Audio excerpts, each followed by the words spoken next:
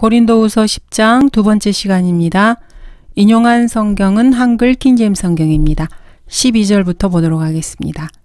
우리는 우리 자신을 감히 자기를 칭찬하는 어떤 사람들과 같은 부류로 나누거나 비교하지 않으나 그들은 자기들 가운데서 스스로를 측정하고 자기들끼리 비교하니 현명하지 못한 것이라. 본문은 신약 성경 전체에서 가장 위대한 구절 중 하나입니다. 반드시 기억하시기 바랍니다. 그리스도인이라는 사람이 주변의 사람들과 자신을 비교한다면 그 사람은 바보입니다. 시력이 나빠도 한참 낮은 사람입니다. 훌륭한 그리스도인을 따르는 것은 아무런 문제가 없습니다. 아무런 잘못이 없는 일입니다. 사도 바울도 내가 그리스도를 따르는 것처럼 너희는 나를 따르는 자가 되라고 말하고 있습니다. 어떤 그리스도인의 훌륭한 점들과 선행을 본받는 것은 좋은 일입니다. 다른 그리스도인들을 본보기 삼아서 그 사람들을 연구하고 그 사람들에게서 배울 수 있기 때문입니다. 그렇지만 자신을 다른 그리스도인들과 비교한다면 자신만의 가치를 결코 찾을 수 없을 것입니다. 사람들은 곧잘 스스로를 정당화하기 위해서 자기보다 자기 생각에 열등한 다른 그리스도인들을 찾아내는 것입니다. 자신들만큼 훌륭하지 않다고 생각되는 그리스도인들을 찾아내서 비교하는 일을 합니다. 그러면 스스로가 더 나아 보이고 그렇게 하면 기분도 좀 좋아지기 때문입니다.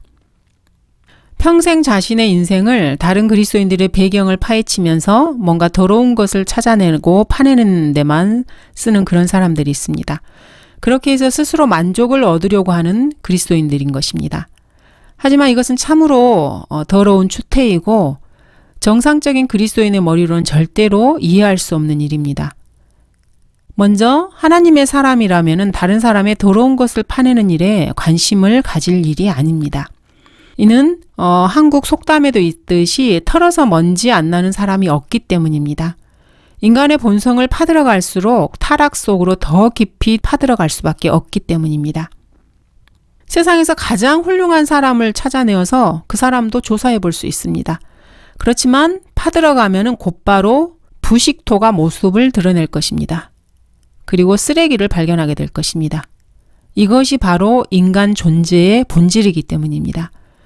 여러분이 그런 일을 하고 있다면 살아있는 가장 한심한 그리스도인들 중에 하나가 될 것입니다. 자기 스스로를 무가치하게 만드는 이런 죄에 대해서 변명거리가 있다면 그런 그리스도인은 뭔가 약점이 잡혀 있는 사람이 분명합니다.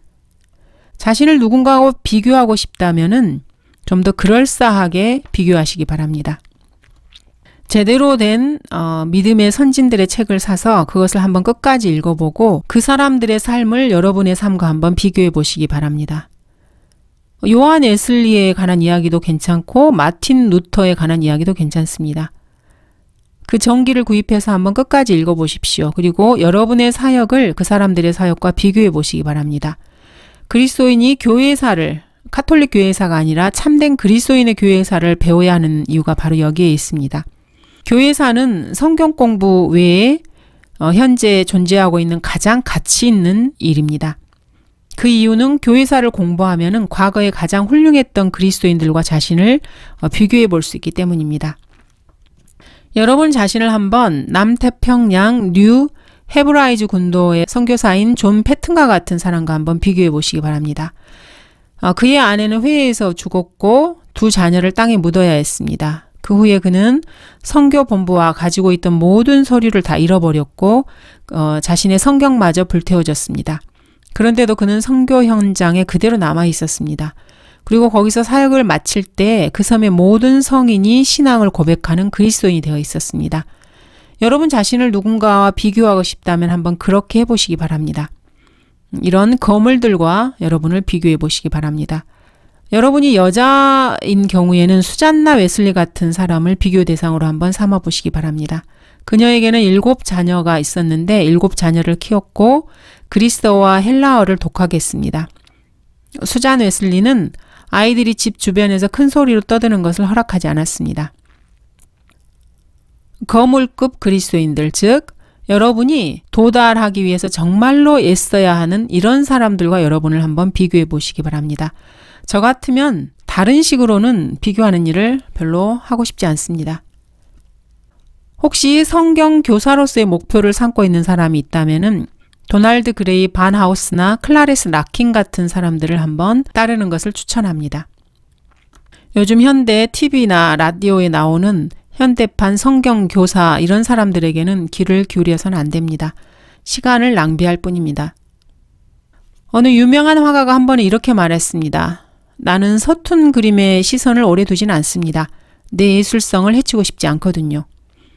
여러분이 음악가라면은 훌륭한 음악을 들어야 합니다. 그래야 여러분의 예술성이 향상될 것이고 서툰 음악을 들으면은 예술성이 떨어지게 될 것입니다. 여러분의 영적인 눈을 예수 그리스도께 고정시키는 것이 좋습니다. 그렇지만 여러분이 그리스도인으로서 살아가는 의무사항 중에서 가장 힘든 일이 될 것입니다. 그리고 우리 믿음의 창시자요 완성자이신 예수를 바라보자. 그는 자기 앞에 놓인 즐거움을 위하여 십자가를 견디시고 수치를 개의치 아니하시더니 하나님의 보좌 오른편에 앉으셨느니라.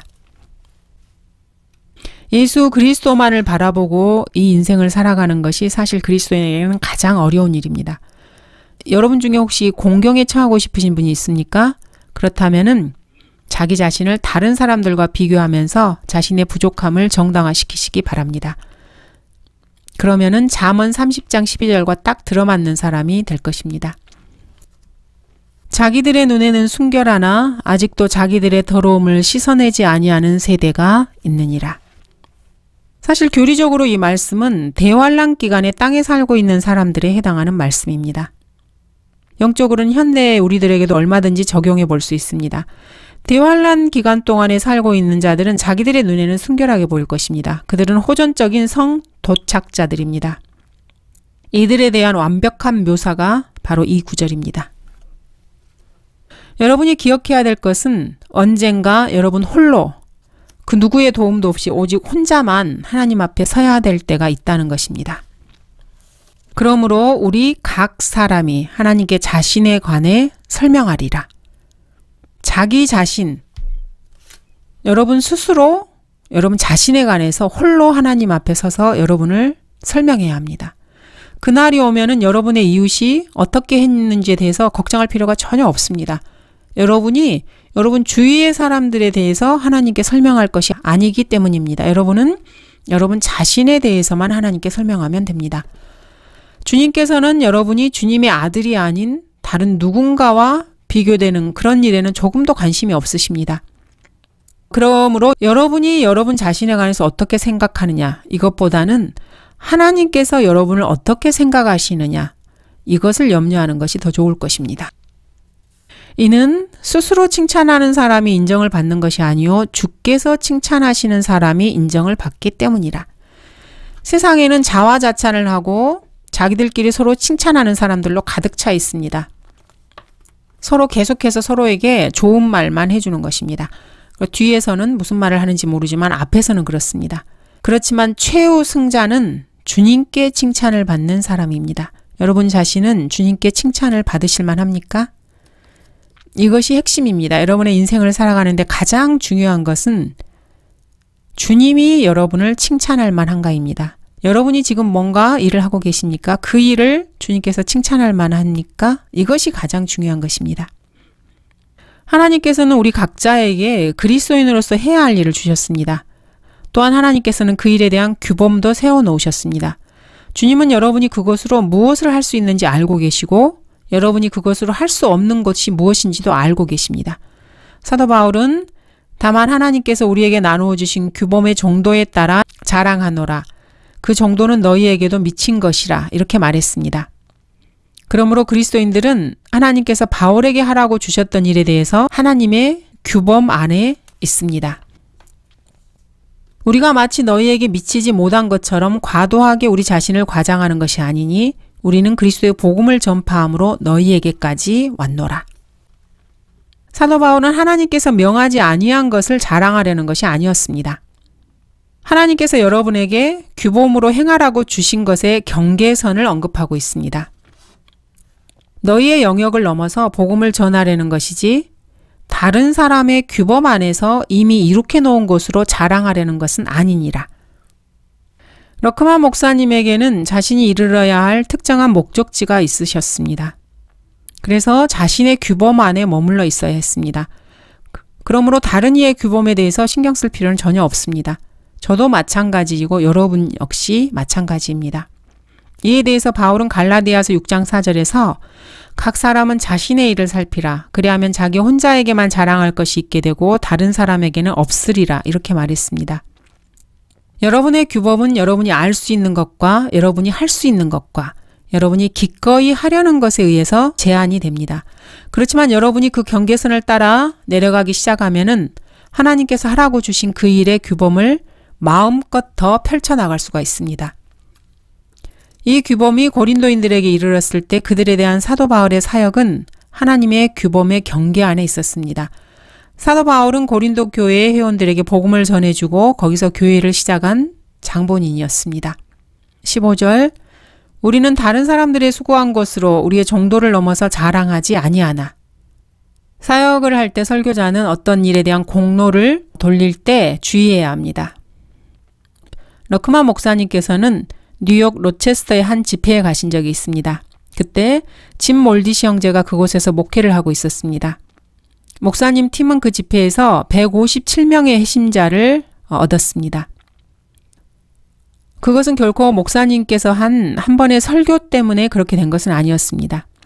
그 중에 3명은 금요일 밤에 구원을 받았고 25명은 주일 아침에 구원을 받았습니다.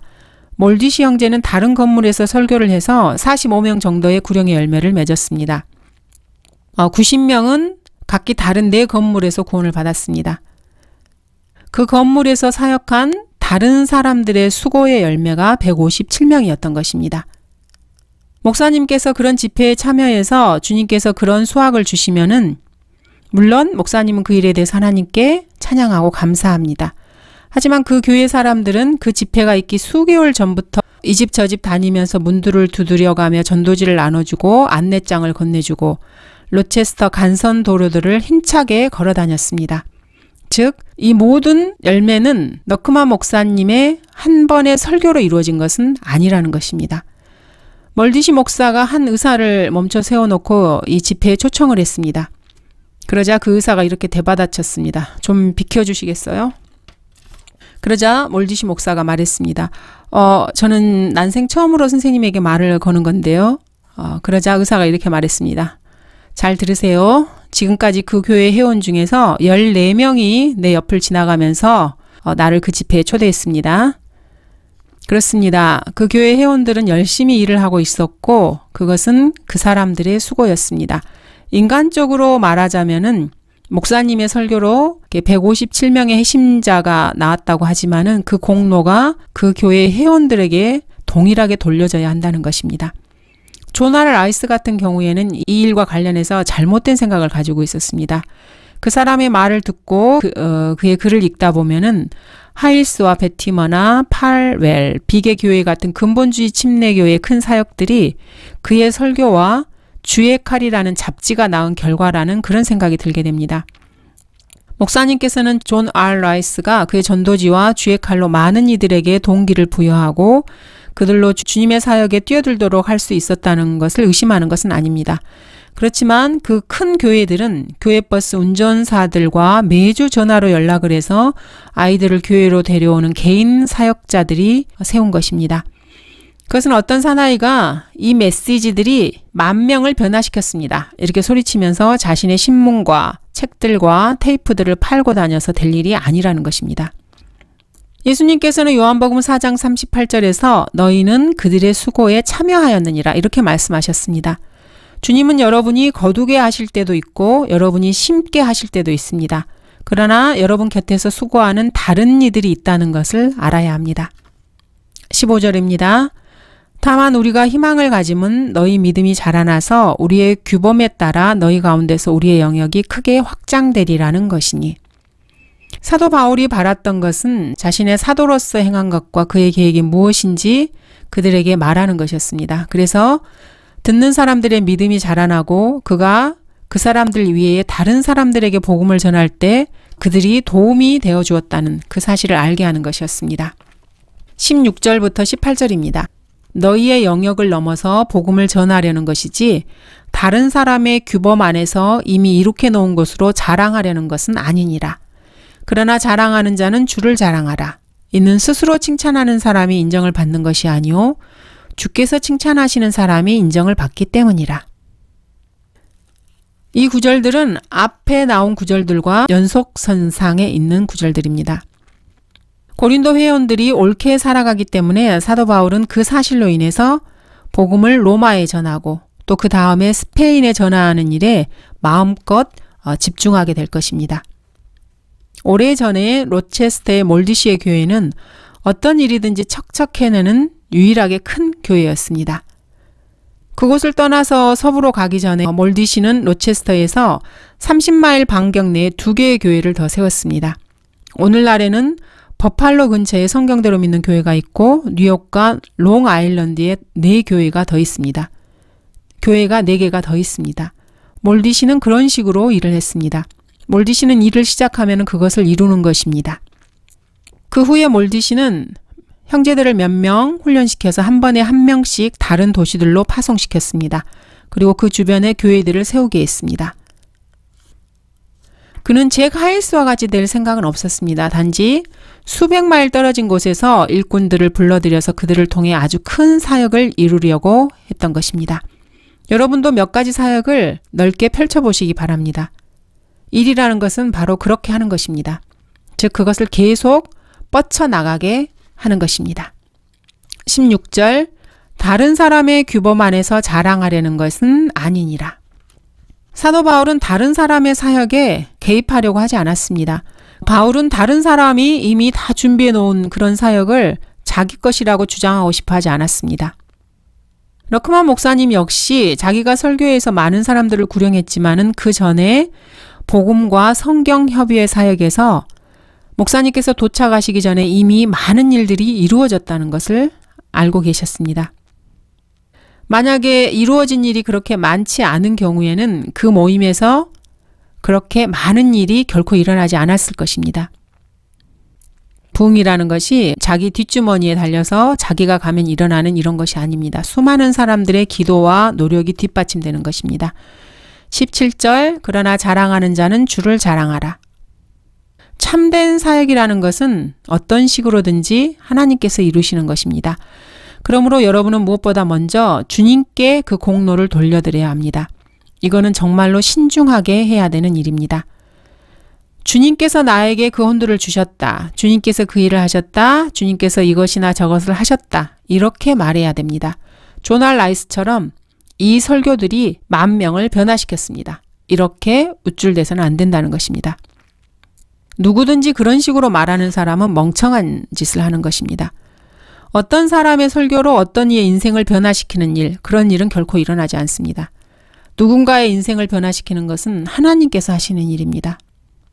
러크만 목사님의 사역을 따르는 사람들 가운데서 목사님의 설교나 수업을 듣고 인생이 변화된 어떤 사람이 있다면은 누가 그리고 무엇이 그 일을 했는지 정확하게 알아야 합니다. 그 일을 행한 것은 주님과 성경이었습니다. 주님과 성경이 그 일을 하지 않았다면은 그런 일은 이루어질 수가 없습니다. 러크만 목사님께서는 이런 말씀을 여러 곳에서 설교하셨습니다. 그렇지만 어떤 곳에서는 사람들이 구원을 받고 바로 잡히는 반면에 어떤 곳에서는 단 한 명도 끔찍하지 않는 경우도 있었습니다. 주님께서는 어떤 메시지를 사용하실 수 있습니다. 그렇지만 그 메시지가 사람들을 변화시키는 것은 아닙니다. 바로 주님께서 변화시키는 것입니다. 사람들은 연장을 몫으로 오해하기도 합니다. 그렇지만 여러분은 절대로 그렇게 해서는 안 됩니다. 18절 이는 스스로 칭찬하는 사람이 인정을 받는 것이 아니요 주께서 칭찬하시는 사람이 인정을 받기 때문이라. 고린도 전후서에서 반드시 기억하고 있어야 할 위대한 구절입니다. 여러분은 스스로를 격려하면서 마음껏 자화자찬할 수도 있습니다. 그러나 주님께서 여러분을 중하게 여기지 않으시면은 여러분은 아무것도 아닙니다. 만일 주님께서 어떤 일을 하라고 여러분을 부르셨다면 주님께서 여러분을 친히 칭찬해 주실 것입니다. 주님께서 여러분을 칭찬하시면은 여러분을 포함한 다른 모든 이가 뭐라 하든지 그것은 사실 별로 중요한 것이 아닙니다. 그러므로 사람들의 말에 그렇게 신경 쓸 필요는 없습니다. C.W. 버퍼는 아나운서의 다음과 같은 소개를 받으면서 라디오에 등장하곤 했습니다.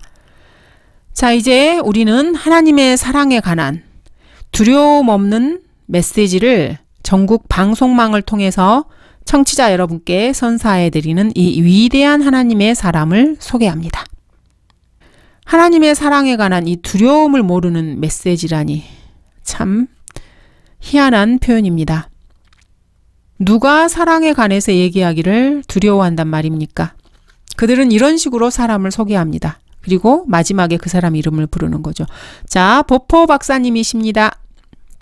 그러면은 그 사람은 나와서 이렇게 말합니다. 감사합니다, 조지. 우선 저는 형제 자매님들께 하나님께서 여러분을 사랑하시고 저도 여러분을 사랑한다고 말하고 싶네요. 이 사람은 언제나 나 또 여러분 이렇게 과장해서 힘주어서 또렷하게 말하는 버릇이 있습니다. 참으로 다들 바보들 같습니다. 이런 사람에게는 혀를 내두르고 야유를 보내도 됩니다. 두려움을 모르는 자기 자신을 소개하는 이런 말에 대한 답례로 어떻게 그렇게 할 수 있는지 참 이해가 되지 않습니다. 그 누구도 여러분에 관해서는 이런 식으로 말하거나 소개하는 그런 일이 없기를 바랍니다. 자, 하나님께서 이 마지막 때에 쓰시려고 강력하게 일으켜 세우시는 사람이 여기 있습니다. 이 시간을 위해서 메시지를 들고 찾아온 이 시간을 위한 하나님의 사람. 이렇게 누군가를 소개합니다. 이런 말을 들으면 마치 삼위일체 하나님 중 한 분이 걸어 나오시는 것 같은 그런 착각이 일어서 주변을 두리번거리지 않을 수 없습니다. 마치 하나님을 소개하는 듯한 그런 소개문입니다. 이런 것은 사실 사람들이 만들어낸 실언일 뿐입니다. 사람들이 여러분을 뭐라고 말하든지 그것은 바람에 날리는 낙엽과 같을 뿐입니다. 사람이 아니라 하나님께서 여러분을 칭찬하시게 하시기 바랍니다. 감사합니다.